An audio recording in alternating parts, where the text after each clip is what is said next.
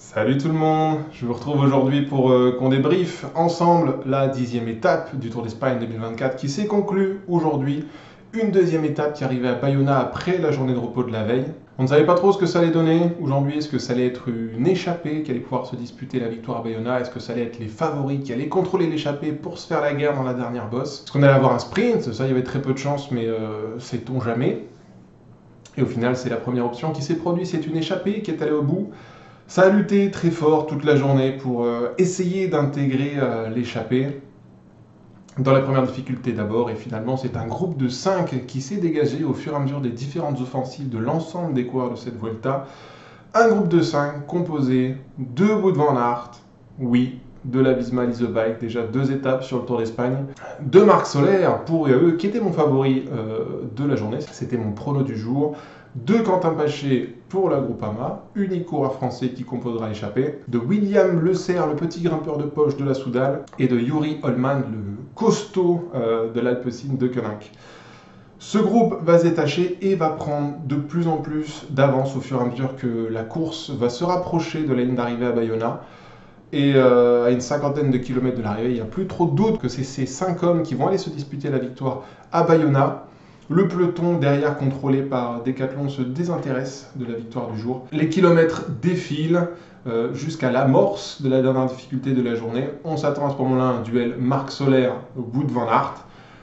Est-ce que Marc Soler sera en capacité de distancer Wout van Aert dans la dernière difficulté pour aller l'emporter à Bayona? Ou dans le cas contraire, est-ce que Wout van Aert va pouvoir s'accrocher à Marc Soler et venir s'imposer au sprint? C'était un petit peu le duel imaginé. Ça n'a pas été le cas. Tout simplement parce qu'il y avait un petit sprint intermédiaire comptant pour les points du classement du maillot vert, juste avant la dernière bosse du jour, à 30 km de l'arrivée. Et Wout van Aert a filouté, est parti en facteur, faisant semblant un temps qu'il allait uniquement chercher les points, et finalement il ne s'est pas relevé. Quentin Paché a lui été extrêmement vigilant, bravo à lui, c'était un mouvement de course qu'il ne fallait pas louper. Et les 3 autres derrière, eh bien, se sont loupés. Et sur les 3 autres, surtout Marc Soler, parce que pendant que Van Aert et Paché partaient à l'avant, lui il était empêtré avec sa voiture derrière à récupérer un ravito. Et la course s'est jouée ici, oui, parce que c'est Quentin Paché et Wout van Aert qui vont aller rejoindre la ligne d'arrivée pour se disputer la victoire. 25 secondes au pied de la bosse, Marc Soler ne va jamais pouvoir rentrer. Dans un duel à distance, Wout van Aert devant et Marc Soler derrière, eh bien, Wout van Aert et Quentin Paché vont prendre leur distance petit à petit avec le groupe de contre de 3 coureurs. Juri Hollmann va serrer le moteur et va être très rapidement distancé dans cette bosse. On va avoir du coup 2 duos. Quentin Paché, Wout van Aert à l'avant, Marc Soler et William Le Serre derrière. C'est surtout Wout van Aert qui va faire les efforts devant et c'est Marc Soler qui va faire la totalité de la chasse pendant un long moment dans la bosse avant que William Le Serre piège quelque part Marc Soler et le distance. Ça va pas durer. Marc Soler va revenir rapidement. Et donc les 2 duos vont passer au sommet avec à peu près 1 minute d'écart. L'écart ne va plus cesser de grandir jusqu'à la ligne d'arrivée. À tel point que dans le groupe de contre de 2 derrière, eh bien, Juri Hollmann va revenir sur Marc Soler et William Le Serre qui se sont relevés lorsqu'ils ont su qu'ils ne joueraient pas la victoire d'étape, uniquement l'accessite au podium. Et devant, on a eu un sprint entre Quentin Paché et Wout van Aert. Alors Quentin Paché aurait essayé d'anticiper au kilomètre 500 pour essayer de distancer Van Aert. Van Aert était dans une journée fantastique. Van Aert est tellement meilleur sprinter que Quentin, il n'y avait pas de débat là-dessus. Je me suis posé la question à un moment, combien tu donnes de chance à Quentin contre Van Aert au sprint? Honnêtement, pour moi, c'est une chance sur 1 milliard, sans déconner, je vous jure. Et voilà, dans les 200 derniers mètres, Van Aert juste accéléré. Quentin Paché a fait illusion une demi-seconde et Van Aert arrive avec 30 mètres d'avance. 3 secondes en tout cas à l'arrivée, vous allez le voir. En parlant du classement d'étape, Wout van Aert vient chercher une 3e victoire d'étape en 10 jours de course sur cette Vuelta. C'est le bonhomme de la Vuelta pour l'instant. Devant Quentin Paché, excellent 2e. Je reviendrai sur ces 2 bonhommes juste après les classements. Marc Soler vient chercher la 3e place dans un beau sprint de mecs bien usés contre William Le Serre et Juri Hollmann. Et derrière, le peloton va découler gentiment. Je me suis demandé à un moment si Richard Carapaz n'allait pas nous mettre une accélération dans la dernière bosse lorsqu'on a vu Jefferson Cepeda se pointer en tête de peloton et accélérer gentiment. Ça n'a pas été le cas. journée de transition, tranquille, 2 reprises pour le peloton, les mecs du général ont gardé des forces pour les jours à venir. On peut noter quand même la 6e place de Yo Aristi pour Euskatel Euskadi qui vient chercher un accessite lorsqu'il s'est échappé dans les quelques derniers kilomètres pour venir chercher cette 6e place. Derrière ça déroule Narvaez, Stefan Kung, Georges Bennett et Terrada pour le top 10. Au classement général, pas de changement, je vous le disais, statu quo pour les favoris. Ben O'Connor a toujours 3,53 d'avance sur Roglic, Richard Carapaz est 3e à 4,32, Mikel Landa, Lipovic, Yates, Gall, Rodriguez et Gaudu pour le top 10. Sivakov est toujours 11e, Skelmose 13 et Sepkus 14. Bien, on peut passer aux faits marquants de la journée. Ça a été une journée difficile en son début, la moyenne est très élevée, 41 de moyenne quand même à noter sur un parcours qui n'était pas facile. Dans le final, pour le peloton, ça a été tranquille. Les échappés se sont disputés la victoire d'étape, mais la messe était entendue lorsque Van Aert s'est enfui au sprint intermédiaire. Je vais revenir quand même sur 3 noms de l'échappée, évidemment. Van Aert, Quentin Paché et Marc Soler qui composent le podium de cette étape. Faire un petit peu l'état des lieux et revenir sur la performance de ces 3 corps aujourd'hui. Je commence évidemment par le vainqueur du jour, Wout van Aert. 3e victoire sur un Tour d'Espagne que pour l'instant il survole. C'est quand même 6 podiums en 10 jours de course, 3 victoires, 2 deuxièmes places et une 3e place. C'est très fort et j'ai envie de vous dire qu'on est loin d'avoir tout vu de Wout van Aert sur ce Tour d'Espagne. Il va continuer à en claquer, je pense, jusqu'à la fin du Tour d'Espagne. En préambule de la Vuelta, j'avais dit que je le voyais bien arriver à Madrid avec 5-6 victoires d'étape. À 10 jours de course, il est déjà à 3 victoires d'étape, donc on est dans les temps pour Van Aert. Il y a encore de la matière ou des étapes qui lui conviendront dans les jours à venir, donc je pense que le Belge va continuer de scorer. Petite anecdote quand même, Wout van Aert, c'est son premier Tour d'Espagne, déjà 3 victoires d'étape. J'ai noté 2 noms ces 15 dernières années sur des mecs qui, à leur première participation à la Vuelta, avaient claqué 3 étapes. Peter Sagan en 2010 et Tadej Pogačar en 2019. C'est dire la performance de Van Aert. Après, Pogačar et Sagan étaient très jeunes lorsqu'ils avaient accompli tel fait. Van Aert a plus d'expérience, a un peu plus de roulage. Donc, j'ai pas de doute sur le fait que Van Aert ira chercher une 4e ou une 5e victoire d'étape. Pour une première participation, c'est quand même à noter. C'est fantastique. Et je trouve en plus que Wout n'est pas à carburation complète. Je trouve qu'il est à 90-95% de son potentiel physique. Il est quand même encore large. Je le trouve un peu lourd. Donc, il y a moyen d'affûter encore le bonhomme.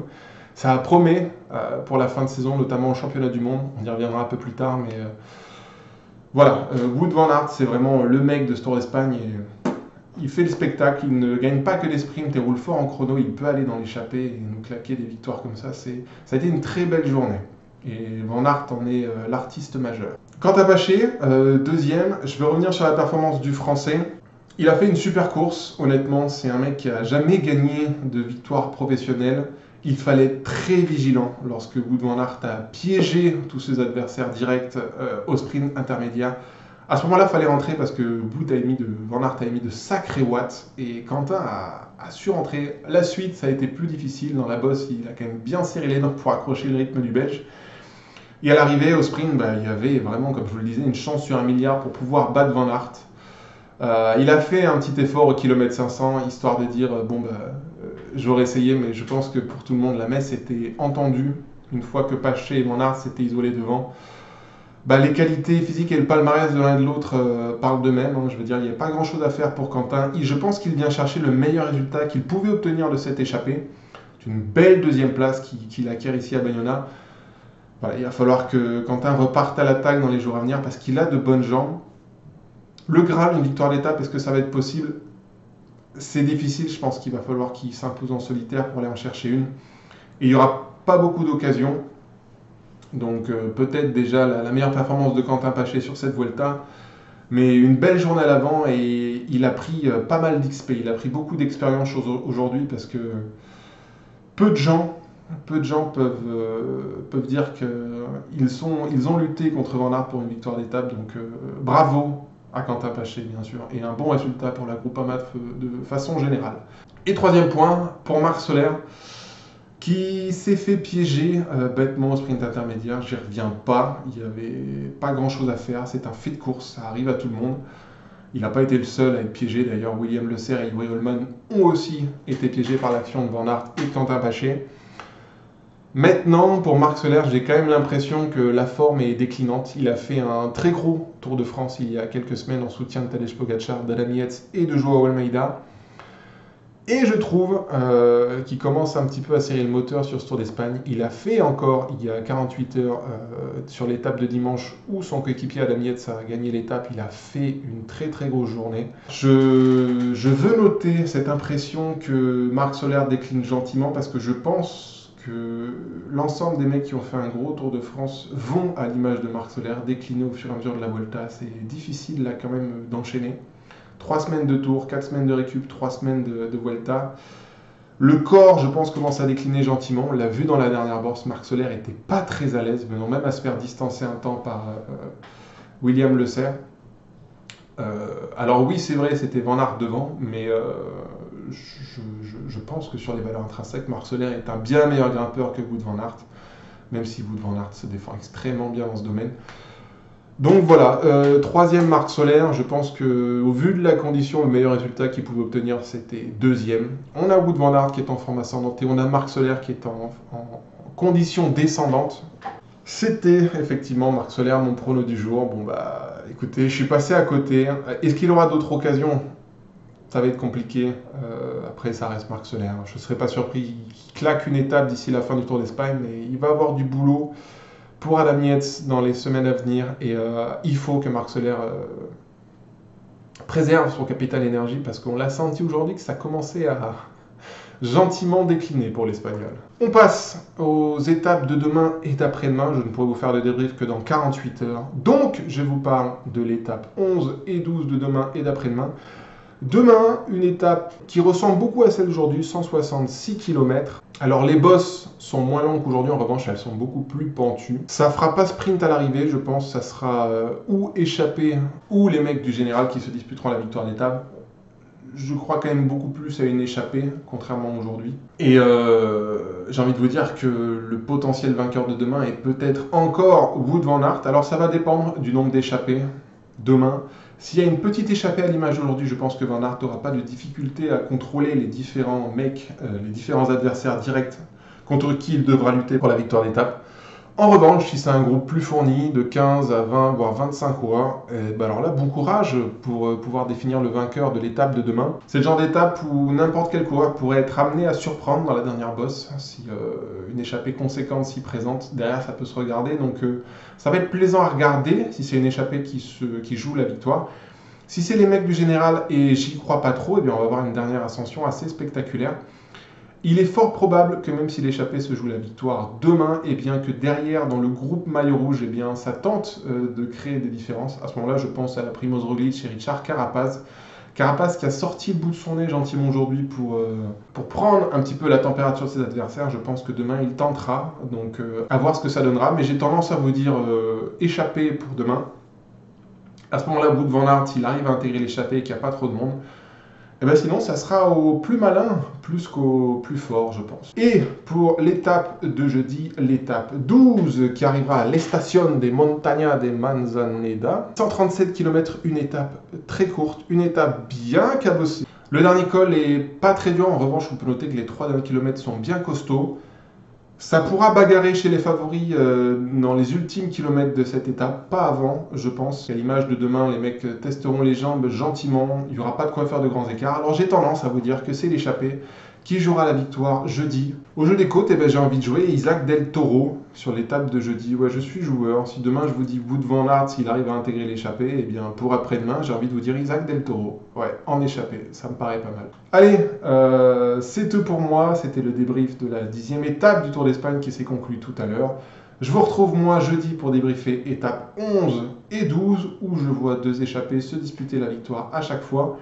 Les favoris sortiront le bout de leur nez, mais je pense pas qu'on ait de gros écarts. Voilà, on débriefe tout ça ensemble jeudi. D'ici là, portez-vous bien et à très vite. Bonne soirée, ciao.